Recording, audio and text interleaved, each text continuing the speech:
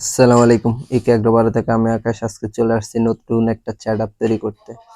তো নতুন সেটআপটা কি জন্য তৈরি করতেছি সেটা অনেকে বুঝতে পারতেছেন, কেননা আমি কিছুদিন আগে কিছু নতুন পোষা বানিয়ে আনছিলাম। কিছুদিন না, 1 মাসের উপরে হয়েছে, ওগুলো এখনো দেখাই নাই। তো যাক, ওরা বড় হয়ে যেতেছে, ওদেরকে আর ঘরে রাখতে পারতেছি না। তো আমি চিন্তা করলাম আমার এইদিকে কোয়েল পাখির পাশে যে জায়গাটা আছে এই জায়গাটার মধ্যে একটা নতুন সেটআপ তৈরি করবো।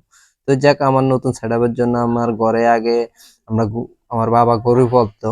তো ওই গরু ঘরে যে স্ল্যাবটা ছিল, একটা স্ল্যাব আমি কোয়েল পাখির খাঁচার নিচে দিয়েছিলাম, আর একটা স্ল্যাব ছিল ওইটার মধ্যে মানে মুরগে খাওয়া দাওয়া দিতাম। তো ওটারে ওই জায়গার থেকে আমি এই জায়গায় আসতে একা একা নিয়ে আসছি অনেক কষ্ট করে।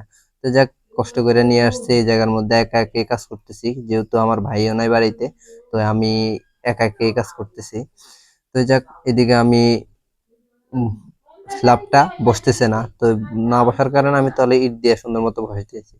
তো যাক, আমি পরে মোটামুটি কাজটা বসাই দিয়া পরে দুপুরবেলা যায় খাওয়া দাওয়া করলাম। খাওয়া দাওয়া করার পরে বিকালের দিকে চলে আসলাম, লুঙ্গি পরে চলে আসছি, কেননা আমি বিকালে একটু ময় মশলার কাজ করবো, তো জামা কাপড়ে ময়লা লাগবে এই কারণে।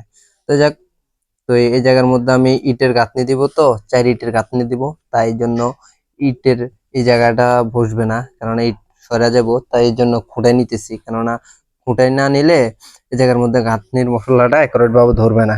পরে দেখা যায় আস্তে হালকা ধাক্কা লাগলেই পড়ে যেতে পারে, এই কারণে আমি খুঁটাই নিতেছি। তো যাক, এই জায়গার মধ্যে আমার স্ল্যাবটা ওই জায়গা দিয়ে ভাঙা আছে একটু, তো এগুলো মেরামত করে নিমু। কেননা আমি টুকটাক মোটামুটি আমার ঘরের কাজ যখন করছিলাম, তখন ময় মশলা কিভাবে গুলে, বা আমাদের বাড়িতে একটা কাজ করছিলাম পোলাও এনে মিলে, ওগুলা অভিজ্ঞতা আছে বিদায় আমি নিজে নিজে ধরতেছি, কেননা আমার সেট আপটা আমি নিজেই তৈরি করতেছি। শুধু আমার এখানে সেট আপে হচ্ছে আমার কিছু সিমেন্ট কিনতে হয়েছে, এছাড়া আর কোনো কিছু কিনা লাগে না, কেন আমার ঘর করার পরে ইট রয়েছে, ইটগুলা দিয়ে আমি ইয়ে করতেছি। তো যাক, আমার এখানে কুনি নাই, তো কুনি নাই যেহেতু স্ক্র্যাপ বলে আর কি, স্ক্র্যাপ নিয়ে চলে আসছি। তো যাক, আমি আগের দিন এই গাঁথনিটা উঠেছি, পরের দিন আবার চলে আসছি। তা আইসা পরের দিন আবার গাঁথনি দিতেছি, কেননা একা একা কতটুক করা যায়, মানে এরকম 2 বালতি বালু গুলাই এই গাঁথনি গুলা করি আর কি, মানে একসাথে করতে পারতেছি না, কেননা আমি বাড়ির সবকিছু। তো যাক, আমি এরকম অনেকদিন লাগাই লাগাই আমি কাজগুলা করছিলাম। তো দেখতে পাইতেছেন আস্তে আস্তে আমার গাঁথনিটা উপরের দিকে উঠে যাইতেছে, কেননা 4 ইটের গাঁথনি এখন হইয়া যাইতেছে। পরে আর কোনো ইট দিব না, কেন এতটুক হইলে যেই পোষা বানিটা আনছে এতটুকু হইলে ইয়ে হলো। কারণ আমি এখানে নেট দিয়ে এই সেটআপটা তৈরি করব। তো এই যে নেট দিয়ে তৈরি করব, আমার এখানে নেট ছিল, ওই নেট দিয়ে তৈরি করবো আর কি। তো যাক, আমার ঘরে কাঠও কিনতে হয় নাই।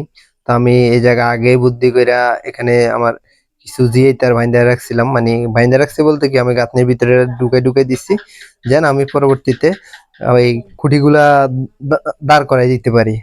তো যাক, খুঁটি আমাদের ঘরের পরে খুঁটি রয়ে গেছে কিছু। খুঁটি বলতে কি, এগুলা মানে কাঠ নিয়েছে।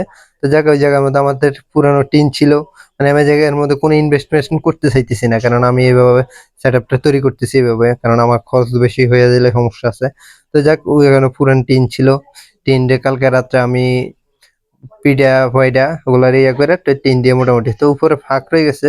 তো উপরে ফাঁক থাকলেও সমস্যা নাই, কেননা আমার ঘরে পুরানো ওই কার্পেট আছে, কার্পেট দিয়ে দিলে সুন্দর মতন হয়ে যাবে। তো যাক, এইভাবে আমি সেটআপটা তৈরি করে ফেলাইছি নিজের উদ্যোগে। তো সবাই আমার জন্য দোয়া করবেন, এই ক্যাগ্রোবারো পেজটি ফলো করবেন, আর ইউটিউব চ্যানেলটি সাবস্ক্রাইব করে দিবেন। আর নতুন পোষা প্রাণীটা কিছুদিন পরে দেখবেন তারা যখন এই ঘরের মধ্যে থাকবে। তো সবাই আমাকে দোয়া করবেন, এবং কি আমার খাবারের সবকিছুর জন্য দোয়া করবেন। খোদা হাফেজ, ভালো থাকবেন, সবাই সুস্থ থাকবেন।